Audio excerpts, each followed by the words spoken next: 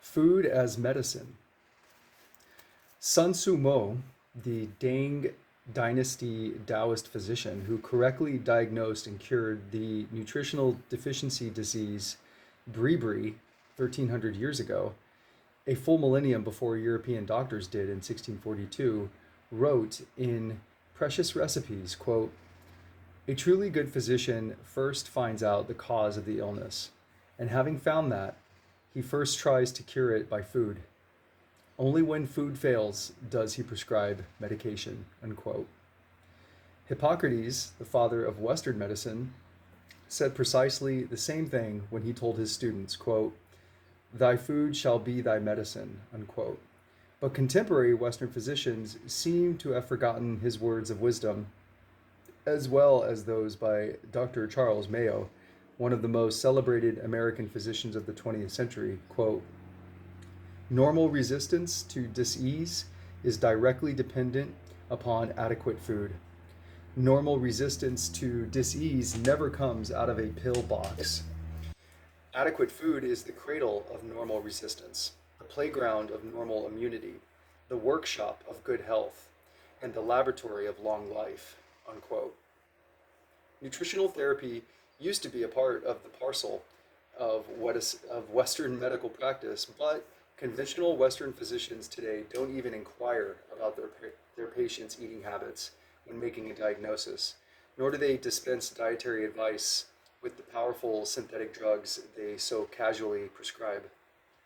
A federal research committee appointed by the National Research Council and headed by Dr. Myron Winnick, director of the Institute of Human Nutrition at Columbia University's College of Physicians and Surgeons, reported in 1985, July, that American medical schools do not provide physicians with even the most rudimentary education in nutritional therapy, despite growing awareness of its importance among the general public.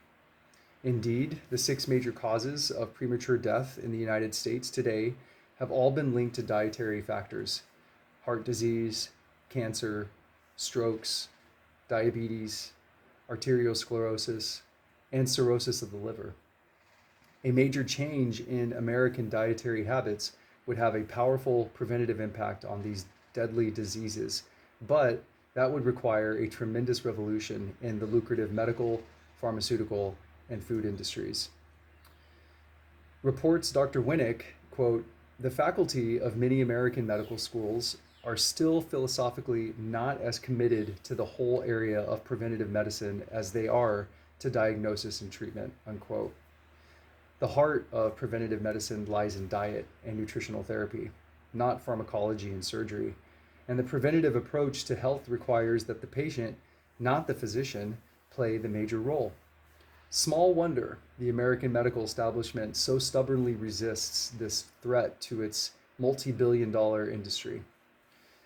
To give the reader an idea of how effectively various common foods may be utilized both as curative and preventative medicine, 3 of the most potent therapeutic foods are briefly introduced below: garlic, grapes, and cherries. Appendix 3 in this book provides a complete list of medical foods, categorized according to the ailments that they remedy. Garlic. Garlic has been prescribed as medicine since the dawn of recorded history in China, and probably long before that. Egyptian medical texts dating from 1550 BC lists garlic as a major ingredient in 22 prescriptions. And it is a well-known fact that countries where garlic is consumed in large quantities suffer a significantly lower incidence of cancer. Chinese texts clearly state that in order to be fully effective, garlic must be consumed raw. Modern science confirms that the efficacy of this ancient remedy is indeed potent. American biochemists have discovered that allicin, the active component in garlic, works as a powerful antibiotic and fungicide.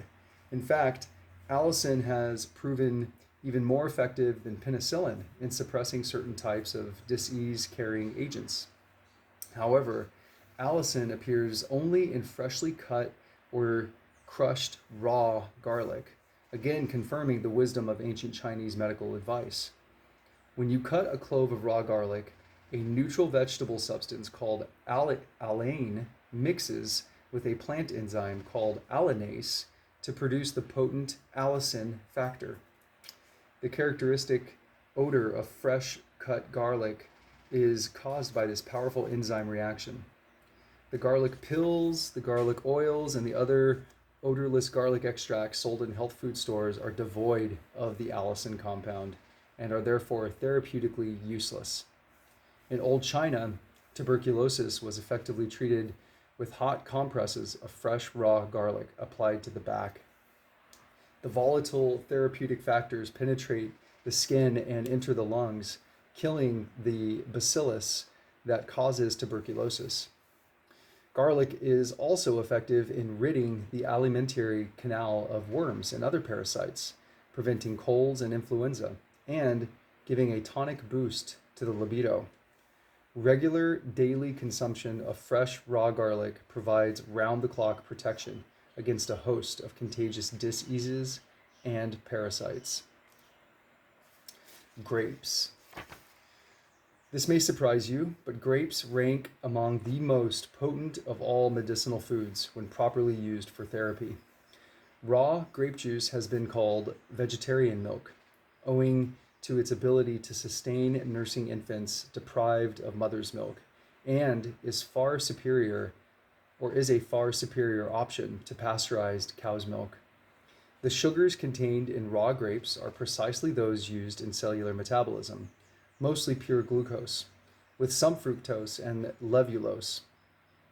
These natural sugars are immediately absorbed into the bloodstream, ready for metabolic use. Among the most effective therapeutic application of grapes is to cure constipation and gastritis, which are common complaints among those who live in Western diets. When severe gastritis strikes, simply stop eating and drinking everything else for at least a day or two and start eating fresh raw grapes. The black variety of grapes are by far the most potent. Start with a pound or two and work your way up to 3 or 4 pounds of grapes per day. In the case of gastritis, the seeds and the skins should be spat out and only the juice and pulp swallowed. This therapy usually eliminates all symptoms of gastritis within 24 to 48 hours. If, therefore, you avoid the denatured foods and improper combinations that cause the problem in the first place, gastritis will not reoccur. Black grapes are wonderfully effective detoxifiers, especially for the digestive tract, liver, kidneys, and blood. When used for this purpose, the seeds and skins should be carefully chewed and swallowed along with the juice and pulp, for they contain potent bioactive agents with specific detoxifying properties. They also alkalize the digestive tract and the bloodstream, a highly desirable benefit in this day of chronic acidosis. The diarrhea and discomfort one often experiences during the first few days of grape therapy are due entirely to the powerful detoxifying properties of grapes. The worse you feel, the more toxic you are. And finally, cherries. Used therapeutically, cherries are nutritive, detoxifying, laxative, and stimulating to the nervous system and the vital organs and glands. Their potent antiphlogistic and antiputrid properties make them an excellent adjunct in combating the harmful effects of putrefaction from eating animal proteins and their subsequent putrefaction in the intestinal tract. Cherries are safe for diabetes because the sugar they contain is levulose, which can be absorbed directly into the bloodstream without first being transformed by insulin.